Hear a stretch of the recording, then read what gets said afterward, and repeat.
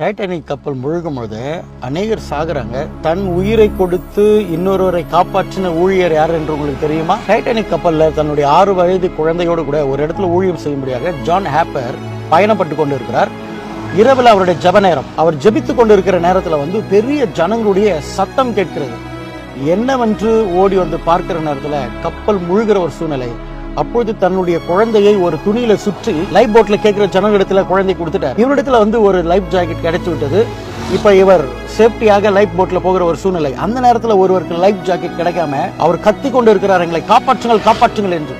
அப்பொழுது John Harper கேட்டாராம், நீங்கள் இயேசுவை ஏற்றுக்கொண்டீர்களா என்று. அந்த மனுஷன் சொன்னானா, இல்லை, நான் ரட்சிக்கப்படவில்லை என்று. அப்பொழுது ஜான் ஹேப்பர் தன்னுடைய லைஃப் ஜாக்கெட்டை அந்த சகோதரனிடத்துல கொடுத்துட்டு அந்த டைட்டானிக் கப்பல்ல ஜனங்கள் சாகிற ஒரு சூழ்நிலை வரும்போது இவரை மறித்து போனாராம். இந்த டைட்டானிக் கப்பல்ல மீந்தவர்கள், உயிர் தப்பினவர்களை ஒன்றாக கூட்டி ஒரு மீட்டிங் நடத்தும் போது அந்த லைஃப் ஜாக்கெட் பெற்று உயிரை தப்பித்த மனுஷன் இப்படியாக சாட்சி சொன்னாராம். ஜான் ஹேப்பர் கடைசியாக எனக்கு சுவிசேஷத்தை சொல்லி அவர் இறந்து போனார் என்று.